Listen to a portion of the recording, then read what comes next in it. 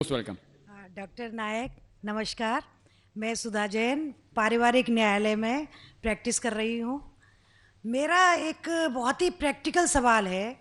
अभी आपने बताया कि हम महिलाओं के लिए हमारे मुस्लिम धर्म में हम महिलाओं को बहुत 75% हम सम्मान देते हैं, उनके अधिकार हैं, उनके राइट्स हैं।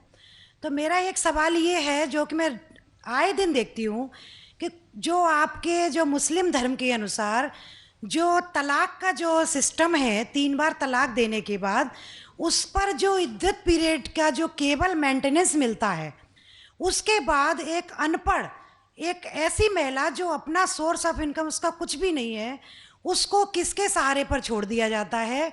हमारा धर्म जो मुस्लिम धर्म है उसमें कोई ऐसी व्यवस्था कर दी जाए जिससे कि ऐसी महिलाओं को जीवन जो आसानी से कट सके। Thank you. बहन ने एक बहुत अच्छा सवाल पूछा।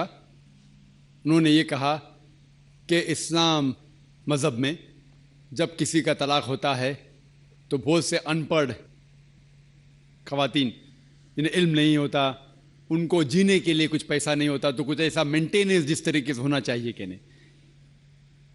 जो इसके मेन वजह है जो आज के माशरे में ये हो रहा है वो है कि इस्लाम का कम इल्म होने के वजह से ये चीज़ हो रही है।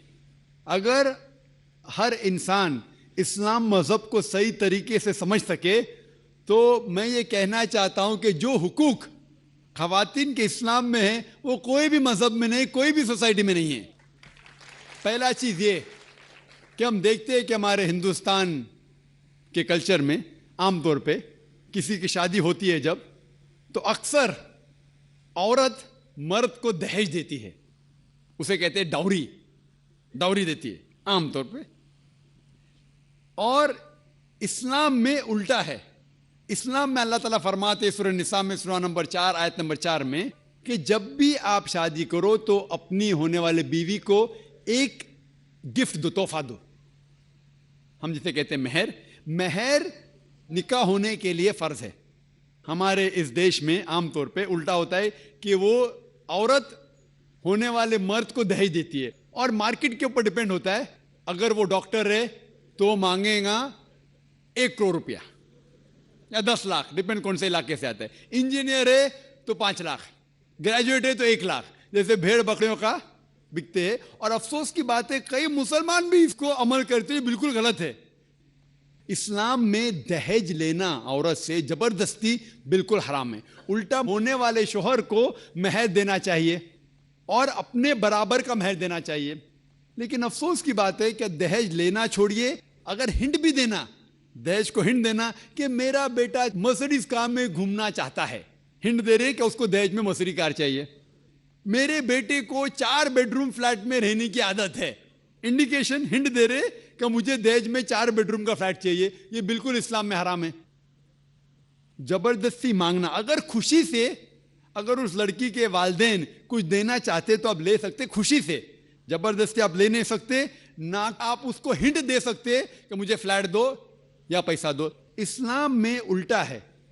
इस्लाम में औरत को महर मिलता है शादी में, और महर निकाह होने के लिए फर्ज है। और महर ये खुद औरत भी तय कर सकती है कि मैं तुमसे शादी करूंगी जब तक आप मुझे 1 लाख रुपया नहीं देंगे। वो अलग बात है कि अगर वो गरीब शौहर है, गरीब आदमी बोलेगा मैं 1 लाख नहीं है, आप कोई दूसरे मर्द को ढूंढो, मैं दूसरी लड़की को ढूंढूंगा, ये भी जायज़ है। तो वो लड़की दूसरे शौहर को ढूंढेंगी, ठीक है ना। लेकिन वो कह सकती मुझे 1 लाख चाहिए, 5 लाख चाहिए, 10 लाख चाहिए, कुछ भी कह सकती है। अगर शौहर के पास कुव्वत है वो देगा, नहीं कुव्वत है तो नहीं देगा। इसीलिए अरब ममालिक में लड़की लोग इतना डिमांड करते हैं क्या उनको अरब खवातीन से शादी करना मुश्किल पड़ जाता है, क्योंकि वो जानते हैं अपने हुकूक को। सूरह निसा की सूरह नंबर 4 आयत नंबर 20 के आयत में लिखा है कि आप उन्हें सोने का पहाड़ भी दे सकते हैं महर में, और आप उसे एक आयत भी सिखा सकते हैं, वो भी महर है। अगर आपके पास पैसा नहीं है और वो आदमी कहता है कि मेरे पास पैसा नहीं, मैं आपको कुरान शरीफ की आयत पढ़ के सुनाऊंगा, वो भी महर हो गया। तो महर की कोई हद नहीं है, ना नीची हद है ना ऊपर हद है। अपने अपने स्टेटस के अकॉर्डिंग वो महर तय कर सकते। और ये महर की कई वजह है। एक वजह है कि मिसाल के तौर पे اس لڑکی کے والدین نے اس کی پرورش کی, اسے گریجویٹ بنایا, تعلیم کے اوپر خرچہ کیا, تو مہر ملنے کے بعد اس عورت کی وہ اپنی جائیداد ہو جاتی ہے. وہ چاہے اپنے والدین کو دے, چاہے خود رکھے, یا اس کو کوئی بزنس میں لگا دے, کوئی تجارت میں لگا دے, اس کا حق ہے. تو مہر اس کی خود کی جائیداد ہے, وہ کچھ بھی کر سکتی ہے. اور مہر کا کوئی فکسڈ اماؤنٹ نہیں ہے, چھوٹا بھی ہو سکتا ہے, بڑا بھی ہو سکتا ہے. اور اس کے علاوہ یہ مہر اگر خدا نہ کرے, اللہ نہ کرے, اگر طلاق ہوتا ہے, ڈیورس ہوتا ہے, تو یہ مہر اس کے کام آ سکتا ہے. لیکن لوگ کو غلط فہمی ہے کہ مہر صرف طلاق کے لیے, ایسا نہیں بات ہے. وہ مہر لے کے خود کو بزنس میں لگا سکتی ہے, اپنے والدین کو دے سکتی ہے. اور جہاں تک کہ اس کا خود کا سوال ہے, اسلام کے اندر جتنے فائنینشیل ایسپیکٹس ہے خرچہ اس کا, شادی کے پہلے ذمہ داری ہے اس کے والد کی اور اس کے بھائی کی, شادی کے بعد ذمہ داری اس کے شوہر کی اور اس کے بیٹے کی.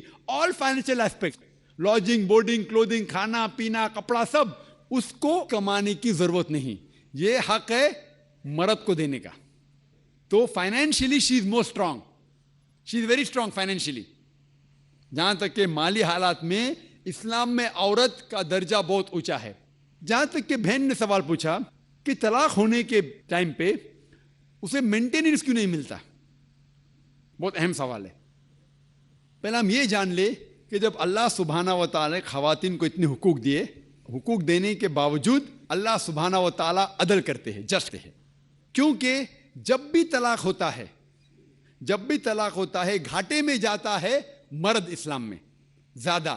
کیونکہ جب طلاق ہوتا ہے اسے اگر وہ مہر نہیں دیا ہوگا دینا فرض ہو جاتا ہے, بھلے وہ مہر 50,000 ہو, 1 لاکھ ہو, 5 لاکھ ہو, 10 لاکھ ہو, وہ اسے طے کرنا چاہیے. جب مہر دیتا ہے تو عورت کا نقصان کچھ نہیں ہوتا. اور طلاق ہونے کے بعد آدمی بھی شادی کر سکتا ہے, عورت بھی شادی کر سکتی.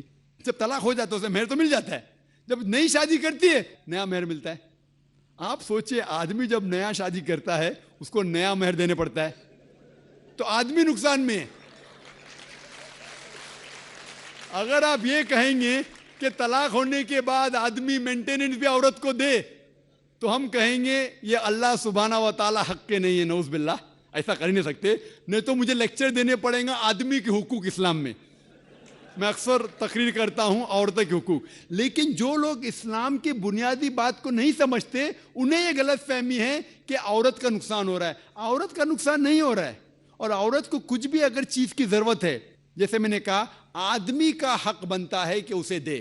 شادی کے پہلے اس کے والد اور اس کے بھائی, شادی کے بعد اس کے شوہر اور اس کے بیٹے. اور اگر یہ نہیں بھی دے تو معاشرے کا فرض ہے کہ عورت کو سنبھالے. معاشرہ نہیں کر سکتا ہے, اگر اسلامک حکومت ہے, حکومت کا فرض ہے کہ عورت کو سنبھالے, اس کی پرورش کرے. یہ اسلام میں.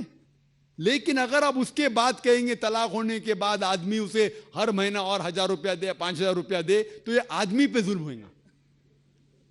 لیکن جو مہر طے ہوتا ہے شادی کے پہلے نکاح میں, کیا مجھے چاہیے 5 لاکھ روپیہ, اسے وہ سنبھال سکتی ہے. اسے کوئی تجارت میں لگائے اور اس کی آمدنی لے سکتی ہے. اگر کوئی شک ہے کہ ہو سکتا ہے میرا طلاق, کبھی بھی شادی ہوتی تو طلاق کا گمان تو رہتا نہیں دماغ میں کہ طلاق ہونے والا ہے, ہو سکتا ہے. لیکن اس کے لیے اسلام نے اسے الحمدللہ کئی چیزیں سے حفاظت کی ہے. تو مہر جو ہے اسے کئی فائدے ہیں. اور اس کے باوجود حدیث محمد صلی اللہ علیہ وسلم کی کہ اگر کوئی آدمی اپنی بیٹی جس کا طلاق ہوتا ہے اس کی حفاظت کرتے تو بہت ثواب ملتا ہے.